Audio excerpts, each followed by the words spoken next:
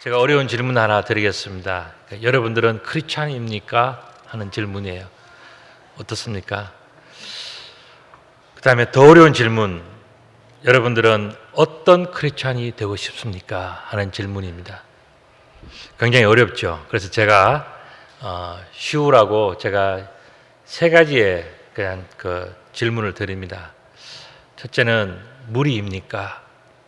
하는 질문. 둘째는 제자입니까? 아니면 사도입니까? 여러분들 생각에 여러분들은 어떤 크리스천이라고 생각하십니까? 그 무리라고 하는 것은 무리 군자 또 무리 중자, 그래서 오클로스 또는 옥슬로스라고 이렇게 읽는데 헬라어로는 뜻은 뭐냐면 people이라는 뜻이에요. 개개인이 아니고 그냥 많은 사람들, 그 사람들이 바로 무리요 회중이고 군중이에요.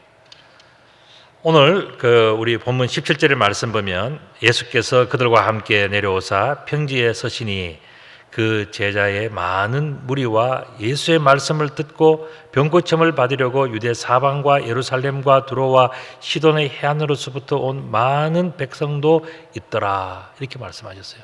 그러니까 무리라고 하는 사람은 말씀을 듣고 병 고치고 뭐 어떻게 해서 내게 어떤 유익이 있는가, 이걸 바라보면서 몰려든 많은 사람들, 그 중에는 유대인들도 있고 또 이방 사람들도 있고 뭐 전부 다 자기의 유익을 위해서 몰려온 그 사람들이 뭐냐?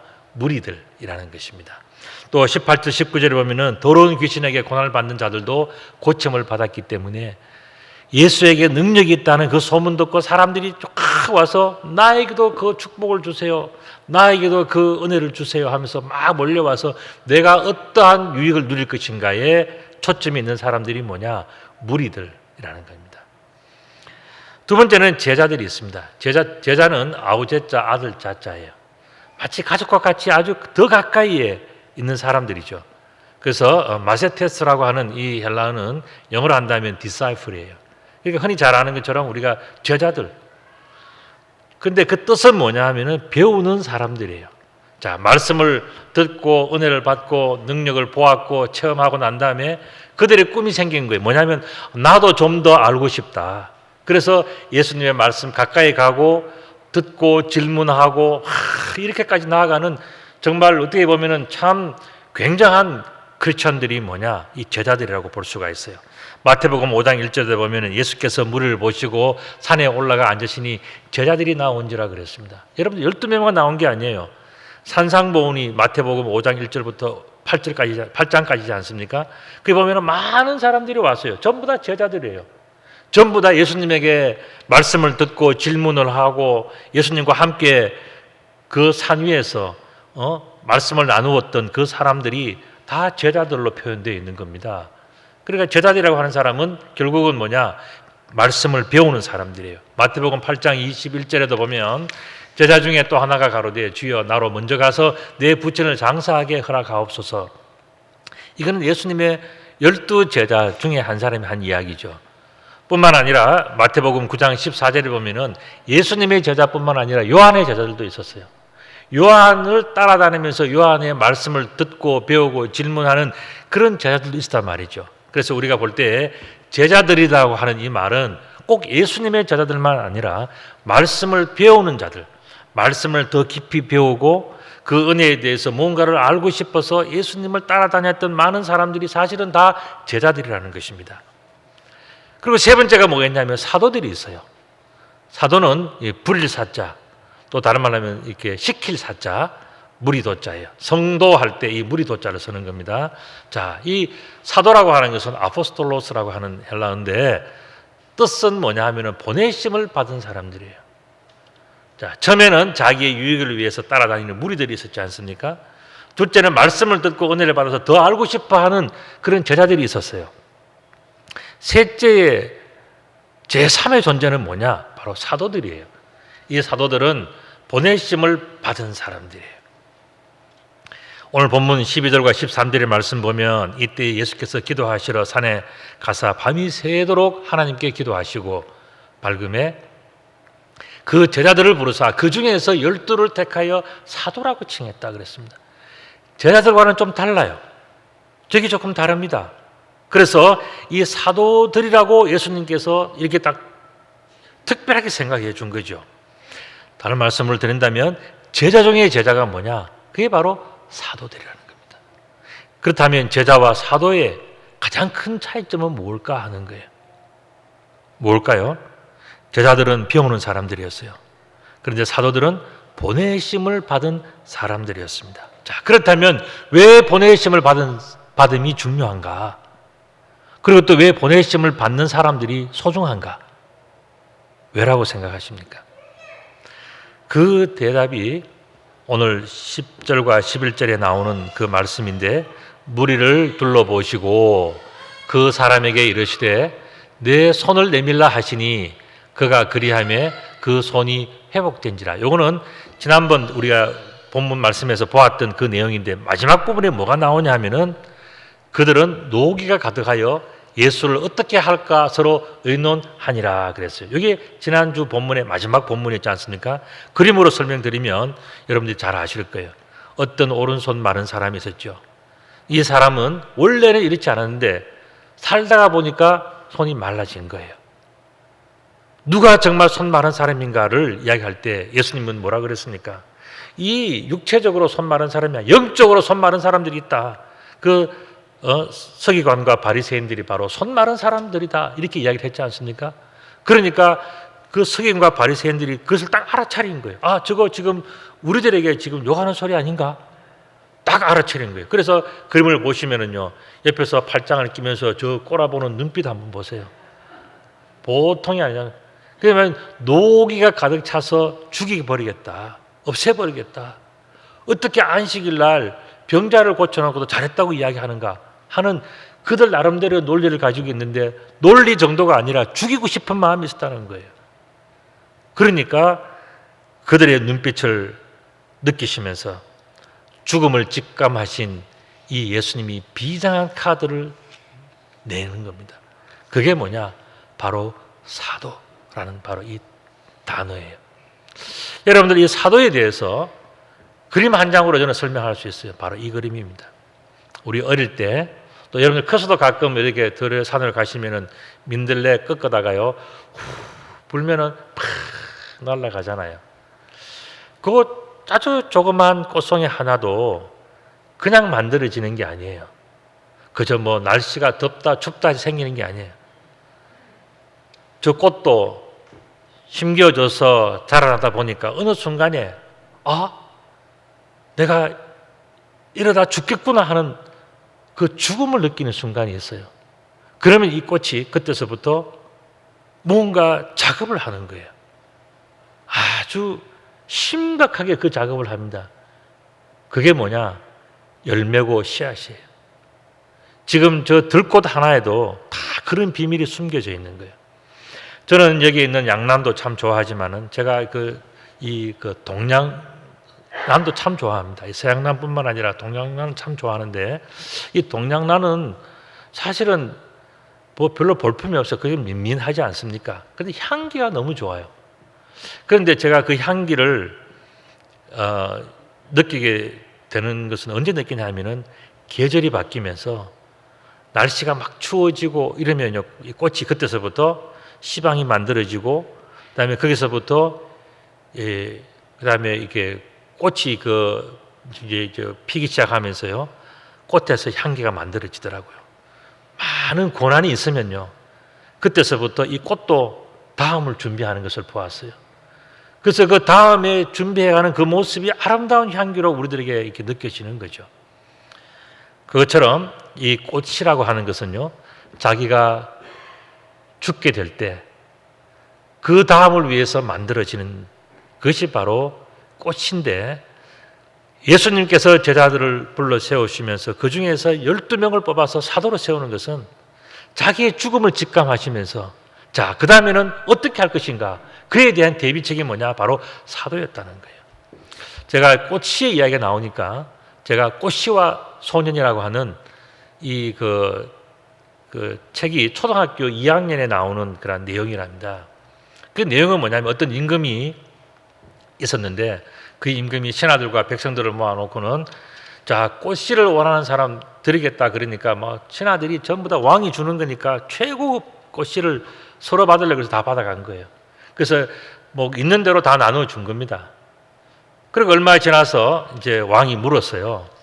뭐냐면은 꽃이 잘 자라고 있냐 그러니까 이 충성스러운 신하들이 다 한결같이 너무너무 잘 자라고 있습니다. 걱정하지 마십시오.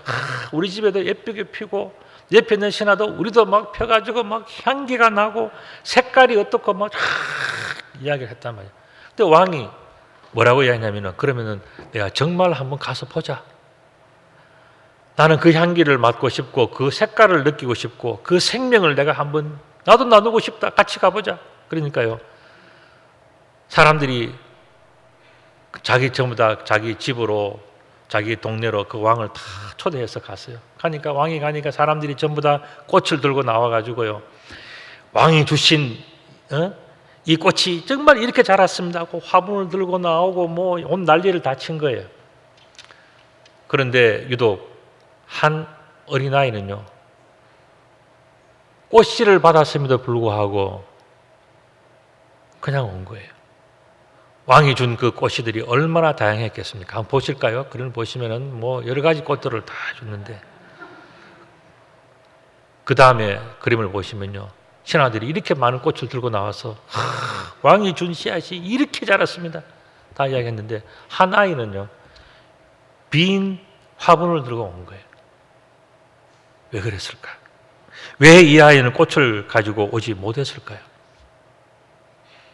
이 빈 화분이라고 하는 그 원래 소설은 중국에 나오는 그 동화 이야기랍니다. 근데 그걸 우리나라의 초등학교 2학년에 이제 조금 이렇게 바꾸어 가지고 이제 실은 내용이라 하는데, 자, 중요한 것은 왜 이 아이는 꽃을 가지고 나오지 못했을까? 그리고 왕은 왜 이 빈 화분을 가진 아이를 왜 칭찬하고 있을까? 그 해답이 뭐라고 생각하십니까? 그건 다음 그림. 왕은요, 볶은 씨앗을 준 거예요. 그런데 사람들이 왕에게 너무 잘 보이려고요. 전부 다 자기가 막 심어가지고는 이겁니다 하고 막 들고 나온 거예요. 왕은 그 신하들을 보고 참 어떻게 생각했습니까? 참 충성은 좋은데 정직은 하지 않구나 느끼지 않겠습니까? 그런데 유독 그 아이 하나는 빈 화분을 들고 온 거예요. 저는 왕이 준 씨앗을 분명히 심었는데 꽃이 나오질 않았어요. 어떻게 하면 좋습니까? 하고 있는 그대로를 들고 나온 그 아이를 왕은 칭찬하면서 너는 참 정직한 사람이다. 그리고 왕을 그 아이를 칭찬해 줬다는 겁니다. 여러분들 사도라는 것이 뭐겠습니까? 사도는 이처럼요. 주인의 것을 있는 그대로로 전달해 주는 사람이 그게 뭐냐? 사도예요. 그거 하나로 충분한 거예요. 여러분들 생각에 사도는 뭐 대단한 학벌과 대단한 뭐 갖춰가지고 다른 사람과는 뭔가 격이 다른 뭔가 있을 것이라고 생각하는데 오늘 본문에서는 그렇지 않아요. 뭐냐 하면은 그냥 있는 그대로 전달하는 사람들, 그 사람들을 예수님께서는 밤새 기도하면서 누가 가장 정직한가, 누가 가장 신실한가를 생각하시고 난 다음에 그 밤새껏 그것을 정리한 겁니다. 그래서 12명을 뽑은 거예요. 그들의 이름을 한번 볼까요? 14절 말씀 보면 곧 베드로라고 이름 주신 시몬이라 그랬습니다. 여러분들 시몬 지난번에 우리가 그 말씀 나눌 때 같이 보았잖아요. 원래 구약 시대의 이름은 시몬이에요. 또 우리 신약에 와서는 그 이름이 지몬 이렇게도 읽습니다. 자, 히브리어와 헬라가 나와 있는데 이 시몬이 누구냐 하면은 야곱의 둘째 아들이에요. 첫째 아들도 아니고 둘째 아들이란 말이죠. 그리고 또 어머니가 누구냐면 레아예요. 근데 생각해 보십시오. 야곱은요 라헬을 너무너무 사랑했어요. 그래서 7년을 며칠 같이 그냥 일을 하고 충성을 다해가지고는 라헬과 결혼하는가 보다 했는데 엉뚱하게 레아와 결혼했잖아요. 그리고 나서 7일이 지나고 난 다음에 또 7년을 해서 결국은 라헬을 얻어요. 그렇게 본다면은 결국 야곱은 누구에게 마음이 있었냐면은 라헬에게 마음이 있었지 레아에게는 없었던 거예요. 레아는 언니였지만은 눈도 어둡고 외모도 라헬처럼 이쁘지도 않고 그러니까 야곱은 이 레아에 대해서는 별로 관심이 없었어요. 관심이 없는 여자에게서 태어난 두 번째 아들, 그게 누구냐? 시몬이라는 거예요. 그러니까 사실은 이 본문의 핵심이 뭐냐? 별거 아니다, 별거 아닌 사람, 그런 이야기예요. 그리고 또 성질은 또 불같아가지고요, 자기의 여동생 디나라고 있었지 않습니까? 이 여동생이 세겜이라고 하는 성에 나갔는데, 그때 세겜 성의 왕이 누구냐면 세겜 왕이었어요. 그런데 너무 그 왕이 이뻐 보이니까, 왕이 이 디나가 이뻐 보이니까요, 그 여자를 강간을 한 거예요. 그런데 그 소식을 가족들에게 다 이야기를 해주니까 가족들이 화가 머리까지 삐친단 말이죠. 그런데 다들 가만히 있어요. 그런데 시몬은, 이 둘째 아들 시몬은 어떻게 하냐면 넷째 레위와 딱 마음을 맞춰서 저 세겜 놈들 다 그냥 죽여버리자 하고는 어떻게 했습니까? 세겜 왕에 가서 이야기를 하죠. 디나를 어차피 이래 됐으니까 내가 시집 보내주겠다. 근데 단 조건이 있다. 우리 유대인들은 전부 다 할례를 받는데 너희 민족들도 다 할례를 받아라. 그래야 가지. 우리가 할례 받지 않는 민족과 어떻게 그렇게 결혼을 하고 그렇게 하겠냐. 안 된다. 그러니까 이 세겜 왕이 디나를 너무 사랑했기 때문에 그래, 그 정도야 다 하지. 그렇게 해서 자기 밑에 있는 신하 모조리 전부 다 동시에 전부 다 할례를 다 시킨. 할례를 받았다는 소식이 확인되고 난 다음에 이 시몬과 레위가 어떻게 했습니까? 군사들을 이끌고 졸지에 쳐들어가서 세겜족을 완전 멸절시켜 버렸어요. 세겜 사람들은 전부 다 아파 들어 누워 있고 하루아침에 다 죽는 거예요. 그만큼 참 머리와 모든 것이 비상한 혈기가 있는 그 사람이 바로 시몬이에요.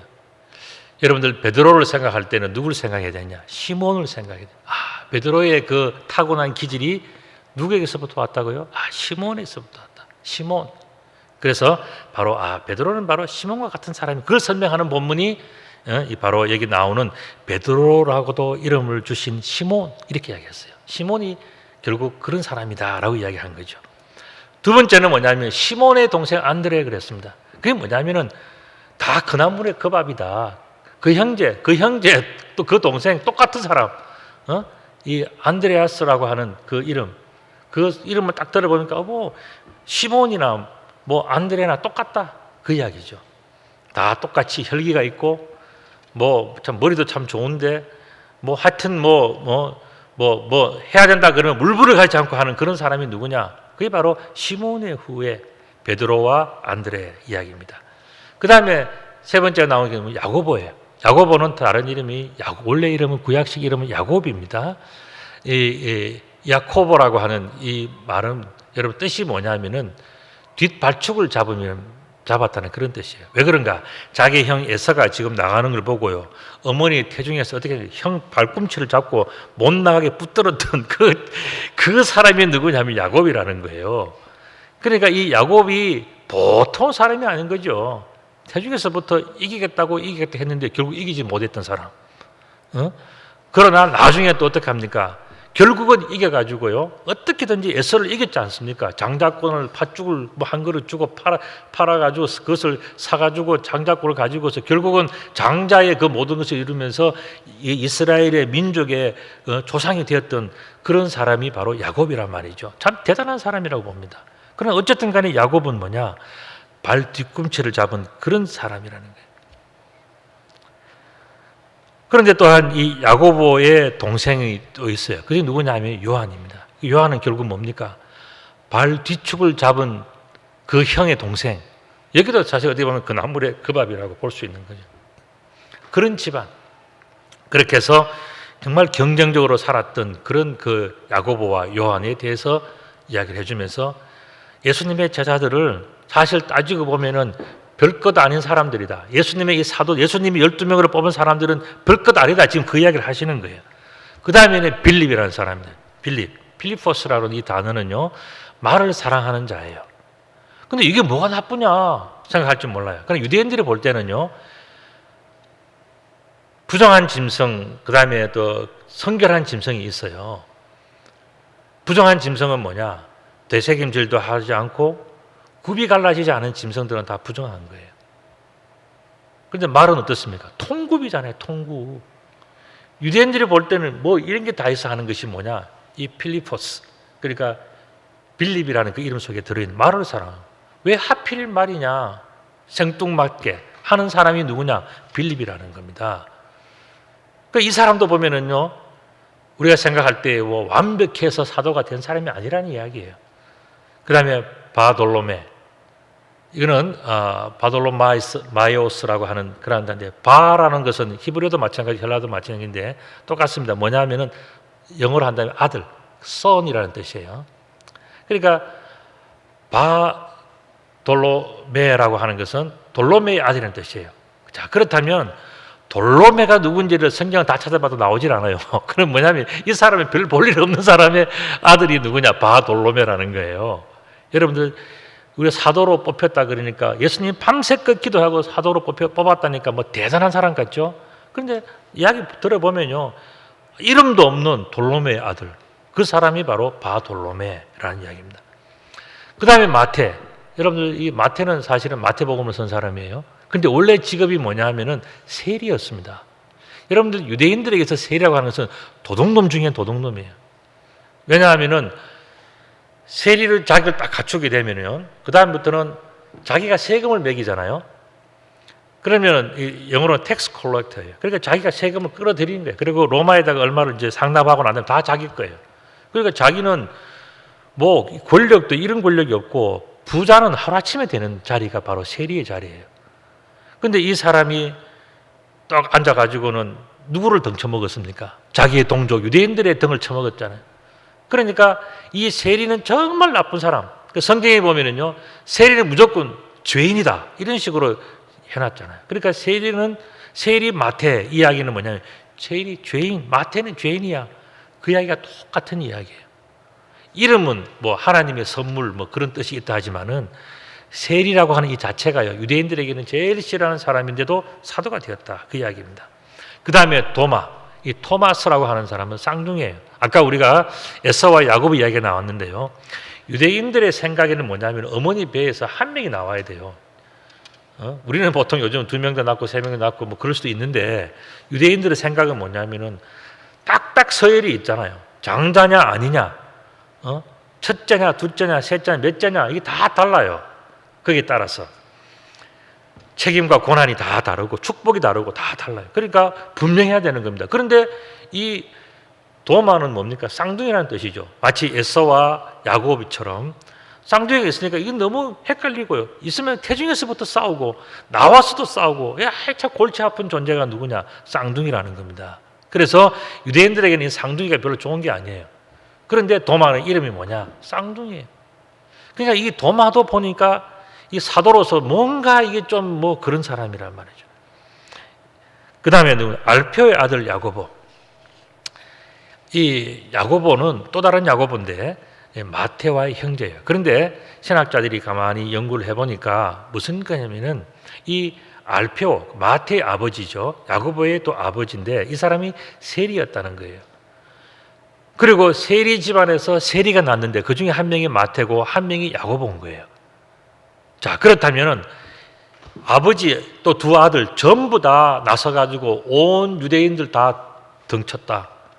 이 집안은 정말 나쁜 집안이에요. 유대인들이 보기에는 상대하고 싶지 않은, 우리의 돈을 다 뜯어가는 나쁜 사람. 그 집안에서 마태뿐만 아니라 야고보, 알페오까지 다 그랬다. 참 이건 대단한, 정말 유대인들이 볼 때는 나쁘고 나쁜 집안이 바로 이 집안인데, 그게 바로 야고보, 마태, 또 알페오, 이들이 다 있다는 거예요. 또 하나는 뭐냐면 젤롯이라고 하는 이 헬라어는 뭐냐면 열심, 그런 뜻이에요. 젤롯이라고 하는 것은. 그런데 이 열심당은 뭐냐면요, 이런 당이에요. 예를 들어서 지금 로마가 지배하고 있잖아요. 그런데 이 사람들은 끝까지 투쟁하는 거예요. 뭘 투쟁하느냐?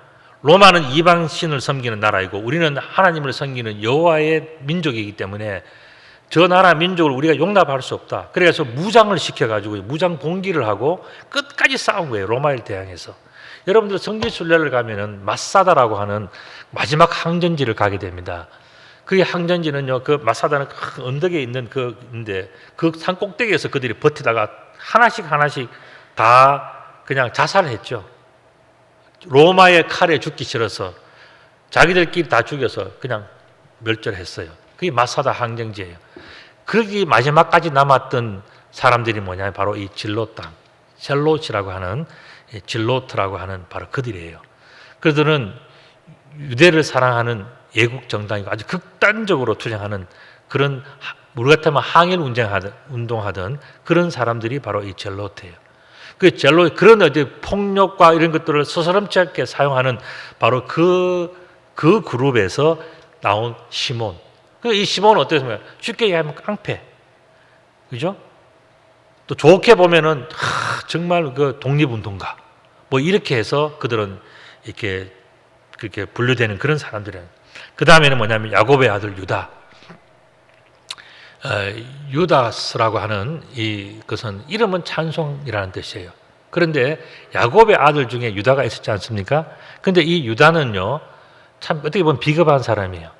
혼자서 찬송 부르고 그러고 한 척하고 다 했는데 진작 자기 가문에 어려움이 생겼는데 이 유다는요, 모르는 척 한 거예요. 전쟁에 나가자 그러니까 경상도 말로 어데이에 하고 안 간 거야. 이게 뭐냐? 이게 바로 유다의 성품이에요. 그러니까 유다는 자기가 정말 어렵고 힘들 때는요, 나는 기도해야 되고 나는 찬송해야 되고 거룩한 핑계를 대고 싹 빠지고요. 힘들고 어려운 거는 뭐냐? 전부 다 자기 형들이나 옆에 사람들이 다 해주기를 바라는 그런 마음이 있는 사람이 뭐냐? 유다였다는 거예요. 그 다음에는 정말 나쁜 유다가 또 하나 있죠. 그게 뭐냐면 바로 예수를 파는 자가 될 가룟 유다였어요. 그래서 이 가룟 유다, 크리옷이라고 하는 바로 그런 지역에서 나온 유다 사람인데 이 사람은 또 기가 막히는 사람이에요. 뭐냐면 아까 나온 것처럼요, 예수님의 12사도 중에 뽑힌 사람 중에요, 세리 출신이 2명이나 있잖아요. 그 2명은 자기 아버지도 세리였어요. 그러니까 뭐 세리 계산하고 세금 받는 데는 정말 도 같은 사람들인데 그 사람 제껴놓고 세리도 안 했던 사람이 예수님 그 공동체의 회계를 차지한 사람. 그러니까 이 사람은요, 머리가 비상하고 수완이 비상한 사람이에요. 뭐 정말 대단한 사람이 누구냐? 이 가룟 유다예요. 자격도 없고 모든 것도 안 되는데도 내가 하겠다 생각해서 맡아가지고 뭐 자격 있는 사람 다 밀어내고 자기가 다 주인이 돼버린 그런 사람이 누구냐? 바로 가룟 유다예요. 가룟 유다가 있었던 그 그리옷이라고 하는, 캐리오스라고 하는 그 지역을 한번 보실까요? 보시면은 잘 안 보이죠? 다음 그림을 보시면 보입니다. 자, 예루살렘 밑에 있어요. 그리옷. 이 이야기는 뭐냐 하면은 예루살렘 근처에서 꽤 번화한 도시, 좋은 환경에서 자랐다는 거예요. 나머지 11명의 사도들은 어디서 자란지 아십니까? 그럼 저 북쪽 갈릴리, 12사도 중에서 북쪽 지역 갈릴리는 뭐냐면 시골 중에 시골, 흔히 우리들 쉽게 하는 말로 촌놈, 촌지역, 시골, 그래, 그 컨츄리, 뭐 그런 이야기. 거기에서 예수님은 11명을 뽑은 거예요. 그리고 이 도시 같은 이 지역에서 1명, 누구? 가룟 유다를 뽑은 거예요. 자, 이게 바로 예수님께서 뽑은 그 내용들인데 12사도의 공통점이 있습니다. 그게 뭐냐면은 예수님의 죽음을 앞두고 예수님을 대신해서 보냄을 받을 자들이에요. 예수님을 사람들을 보내기 위해서 12명을 뽑은 거예요. 그러니까 이들은 전부 다 보냄을 받을 자들은 다 똑같아요. 그 내용을 우리가 다시 한번 사진을 본다면 아까 보았던 사진인데 이렇게 불어서 각지로 보낼 그 사람들이 바로 사도들이에요. 그런데 알고 보니까 사도들이 특별한 사람들이 아니라 어떻게 보면은요, 너무 단순하고 너무 보잘것없는 사람들, 어떻게 보면은요, 보통 사람들보다도 못한 사람들이 사도가 되는 거예요. 그럼 왜 예수님은 그런 사람들을 밤새껏 기도하고 사도로 뽑았을까? 궁금하지 않습니까? 저는 그 해답은요, 다른 것이 아니고 심플, 순수, 저는 거기 있다고 생각합니다. 우리가 볼 때 11명의 이 북부 갈릴리 출신의 사람들은요, 시골 사람들이었어요. 그러니까 예수님은 밤새껏 기도하면서 그 많은 무리와 그 많은 제자들 중에서 내가 누구를 보낼까를 생각할 때 예수님이 생각한 것이 있다는 거예요. 그게 뭐냐면은 하나님 아버지의 뜻을 있는 그대로 다 그대로 전달할 사람, 있는 그대로를 심부름할 사람, 가장 순수해서 주시는 대로 아멘으로 받아들이고, 그다음에 아멘으로 받은 것을 그대로 가서 이거는 하나님께서 주시는 말씀입니다, 이것은 예수님께서 주시는 말씀입니다, 그대로 할 수 있는 그 사람들이 누구냐? 그들이 바로 사도였다는 거예요. 그저 자기 생각으로, 자기의 철학으로 뭐 다 바꿔가지고 그냥 자기만 높이는 그런 사람들은 예수님께서는 사도로 뽑지 않았다는 겁니다. 11명의 제자들의 공통점은 바로 그 점이에요. 순수했다는 거예요. 있는 그대로. 아까 제가 그래서 왕과 꽃씨와 그 소년의 이야기를 제가 들려드린 거예요. 그 소년이 왜 왕으로부터 칭찬을 받았습니까? 그 소년은 있는 그대로, 빈 화분 그대로 들고 나왔지 않습니까? 정직한 거예요. 북부 갈릴리에서 부름을 받았던 그 11명의 제자들은 어떤 사람들이었습니까? 때묻지 않는 순수한 사람들, 있는 그대로. 오늘날로 표현드린다면 뭐 연휴니까 뭐 어떻게 해가지고 뭐 그런 생각 안 하고 그저 주일은 주일대로, 주님의 말씀은 말씀대로, 나는 그저 주님 앞에서 심플하게 정직하게 살아간다고 하는 그 믿음이 있는 사람들이, 그 사람들이 뭐냐? 바로 사도들로 뽑힌 사람들이라는 거예요. 자, 그렇다면 우리가 질문 또 한 가지가 있죠. 늘 가지고 있는 질문. 가룟 유다를 선택하신 것은 예수님의 실수인가? 왜 12명 중에서 가룟 유다는 왜 뽑혔나 하는 거예요. 저도 이것이 참 궁금했습니다. 제 나름대로 이 본문을 묵상하면서 내린 결론이 뭐냐?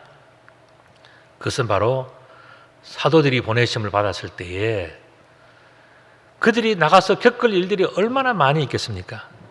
그 이스라엘 백성이라는 사람들이 전부 다 보면은요, 다 나름대로 색깔이 강하고 또 주장도 강하고 또 생각하는 것도 다르고 다 욕구가 달라요. 어떤 사람은 병 고치는 것을 위해서 예수를 믿고, 어떤 사람들은 뭔가 또 유명해지기 위해서, 부자가 되기 위해서, 또 어떤 사람은 많이 알기 위해서 예수님을 믿는 다 다양한 사람들, 그 속에서 이스라엘이라고 하는 우리가 복음을 전하고 우리가 만나고 보내심을 나가서 만나야 될 그 사람들이 어떤 사람인가를 분명하게 보여주는 그 예수님의 정말 신의 한 수, 그게 뭐냐? 바로 가룟 유다였다는 거예요.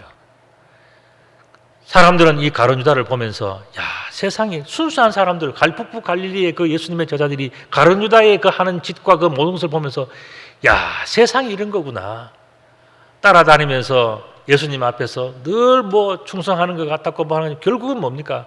급하고 어려우면은 예수님 팔아버리고 자기가 이권을 챙겨나가는, 그것이 바로 세상이다라는 것을 이 제자들에게 가장 정확하게 가르쳐준 그게 뭐냐 하면은 가룟 유다를 그 속에 넣어 놓은 거예요. 이거는 예수님의 실수가 아니었어요. 이것은 예수님이 너무너무 지혜롭고 정말 현명하게 그 제자들을, 이제 보냄을 받을 그 제자들을 위해서 예수님이 가르쳐 주었던 신의 한 수, 그게 뭐냐? 바로 가룟 유다인 거예요. 제자들은 가룟 유다가 하는 그런 모든 짓을 보면서 그 배반과 그 선생을 십자가에 매다는 그 모든 모습을 보면서 이게 바로 세상이구나. 우리가 나가서 만나야 될 상황, 우리가 나가서 만나야 될 사람들, 이 모든 것들이 가룟 유다라고 하는 바로 그 내용 속에 다 들어있는 거예요. 그렇게 볼 때 예수님은 이 가룟 유다를 선택한 것이 절대로 실수가 아니라 가장 완벽한 선택, 제자들을 위해서 가장 완벽한 선택이 뭐냐? 가룟 유다였어요. 어리석고 순수하고 때묻지 않았던 그 사람들에게 세상이 뭐다, 이스라엘이 어떤 존재다 하는, 너희들이 나가서 만나야 될 존재가 어떤 존재인가를 가장 명확하게 가르쳐준 그것은 바로 가룟 유다의 선택을 해서 사도로 그 속에 끼워 놓은 거예요. 그러니까 예수님은 정말 탁월하신 분이에요. 이스라엘의 실체를 가장 적나라하게 보여줬던 사람은 바로 가룟 유다였어요. 이렇게 볼 때에 이 12명의 공동체는요, 하나님께서 원하시는 그 모든 것들을 잘 드러내는 정말 명확한 사도 그 단체 그룹이었던 것이죠.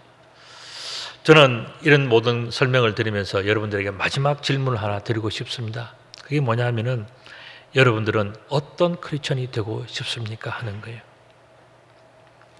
그저 예수님을 따라다니면서 오늘 복 주세요, 내 병 고쳐주세요, 부자 되게 해주세요, 예수 믿고 내가 어떻게 됐으면 좋겠습니다 하는 그런 소원을 이루기 위해서 따라다니는 크리스찬들이 있을 수 있어요. 그들은 뭐냐면 그냥 무리예요.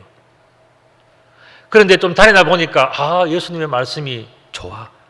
그래서 내가 그것을 듣고 궁금한 걸 묻고 막 이렇게 하고 싶어서 예수님을 더 가까이 따라다니는 사람들, 그 제자 같은 사람들도 좋아요. 그러나 오늘 본문에서는 무엇이 가장 아름답고 좋고 거룩하다고 이야기를 합니까? 그건 바로 사도들이에요. 그 사도들은 무슨 학식과 무슨 뭐 세상적인 지위와 이런 것들이 뛰어난 그런 사람들이 아니라 어떤 사람들이라고요? 순수한 사람.